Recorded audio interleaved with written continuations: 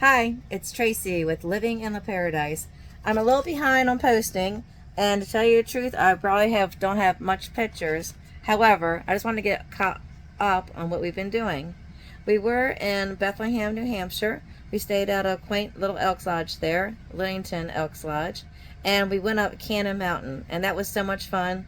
We just took a gondola up to the top, and there was like a couple little tiny hiking trails that we loved, and also observation booth. We highly recommend that. Also, if you want to go to the gorge, there's also, or is it gorge or is it a luge? So it's like a luge, but not a luge that you get to ride in. You can go see the luge and go up steps and do that. We did not do that. However, we had a really good time there. We highly recommend the area, and especially the mountains. So beautiful. I can also see the draw to be there in the wintertime to go skiing and all the winter sports. So it was a thumbs up for TNT. And here are some views of us arriving in the parking lot, looking up at the mountain. Here is us on our ride up the mountain. We're heading up the tram. How long it takes us to go approximately 1 mile and 2,200 vertical feet to the summit. The car you're riding in went into service in 1980, and at that time it replaced the first aerial tramway in North America, which was built right here in Canada in 1938. The room you were waiting in was the original tram slip, and the arch window was the open. You look down to the west, the New England Ski Museum. There's a red and white tram car out front. That's one of the original cars, and if nothing else, you'll note this really small. It only carried 27 people. This car is designed for 80. How many cell phones are down there? I know, so I'm keeping mine in here. It's like grass seed around here. Tram line runs roughly north and south. We're traveling south, so north is back where we came from, east is to my back, west is to my front. Below us, all the way up, our ski trails. The trail that's under us currently is important to us here in Canada for 2 reasons. First, it's the steepest lift access trail in New England. If you look up the line, you should say, yikes. It is steep, narrow, gnarly, absolutely not for everyone. Second reason this trail is important to us is that it is a memorial trail. It's named in honor of a young man who grew up locally, became a member of the Canada Ski Patrol, the first paid professional ski patrol in the country, by the way.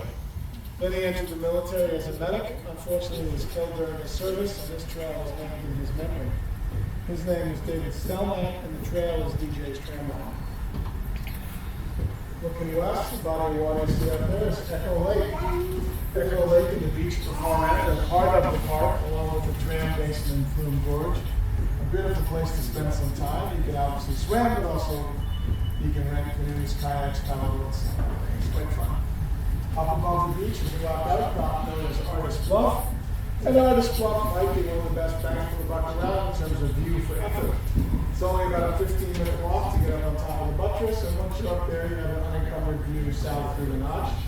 Then if you're interested, you can go west across the ridge over the Ball Mountain, where you have a 360-degree view. Then loop back to where you started. The whole loop is a little over a mile. It takes about an hour, and it's an excellent introductory hike. Being in the White Mountains. Is that? Yeah.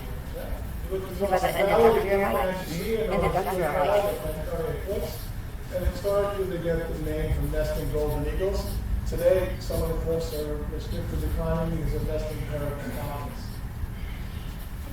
As you look up the hill, and you see the other car coming down. The yellow car is affectionately known as Mustard. We're the red cars, so clearly we have to be. There you go. The real names are Lafayette and Lincoln. I'll explain that later. But we're approaching Tower 1, which is the halfway point, which makes sense. We're hooked to the same rope, so when we left the bottom, the other car left the top, and we pass each other halfway, which is what happens right here. Tradition is to wave hello at the other car as it comes by. Hello, goodbye, help, save me, whatever works for you.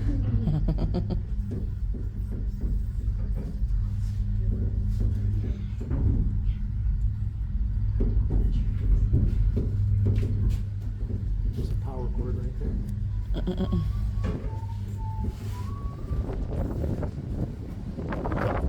Say hello to Mustard as it slides by.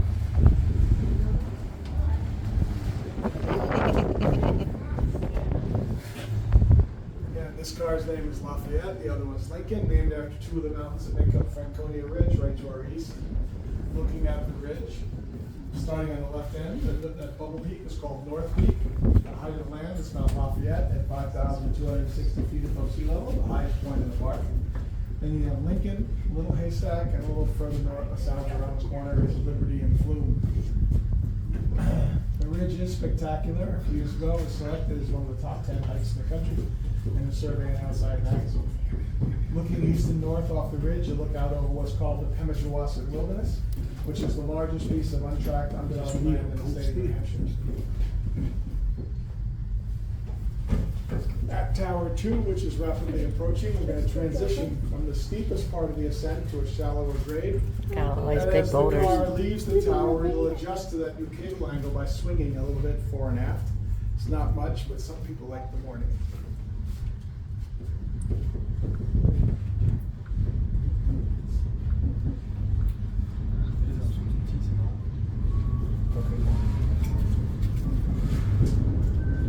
Okay, we'll swing.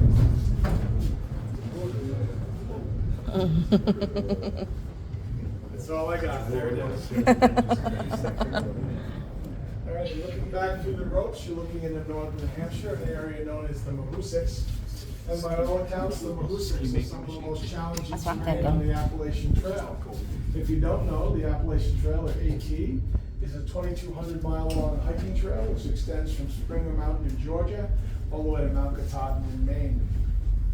Locally, it comes to us from the east off Mount Mooslok, down into the Notch, then up on Franconia Ridge, across the ridge, onto the Presidentials, and into Maine. Speaking of Maine, if you look to the right of the ropes, you see mountain valleys laced together, and you really can't see in the haze, but in the back there's one mountain all by itself, and that's Old Speck, and that's 47 miles away in Bethlehem, Maine. Some of you know where ski is on the backside of that.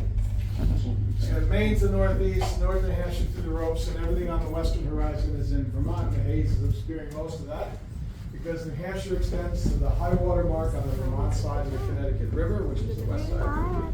And right now, visibility is somewhere about 25, 30 miles, which gets us to the Connecticut River. So are they saying they actually ski down this one? I guess.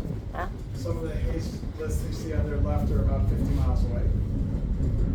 In the building up top, we have a cafeteria, restrooms, and the highest elevation beer taps in the state, if that matters to you. This is a ski slope Yes. below us? They ski that. It's the easiest trail on the off the top. Easy as It's called Tramway. It's beautiful. It's wide, single fold line. It's nice, very skiable. Off the top, rim trail to the back left corner. It's a quarter-mile loop trail through the spruce and fir. Smells good, looks good. It's absolutely a walk worth taking.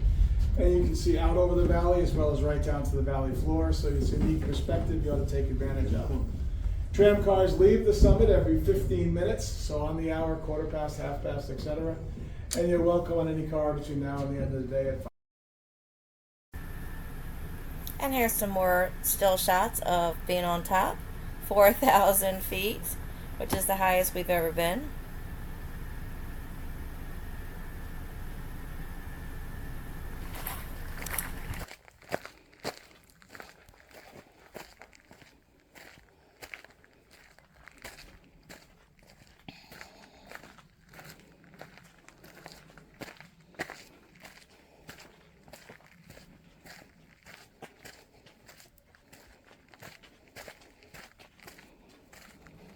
We're hiking to the summit.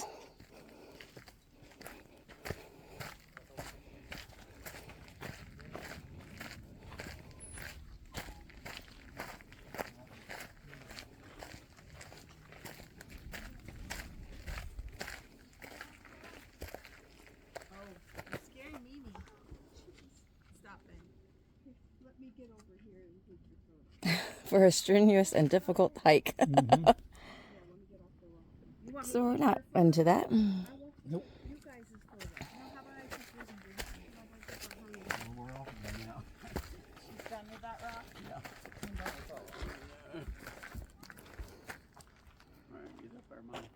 Oh, I gotta get up. Oh, yeah. All right, come here.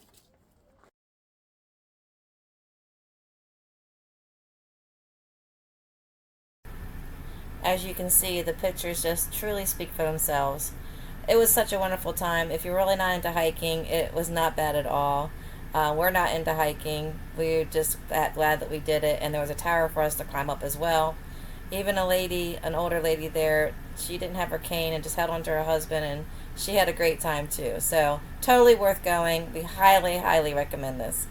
White Mountain area was absolutely gorgeous.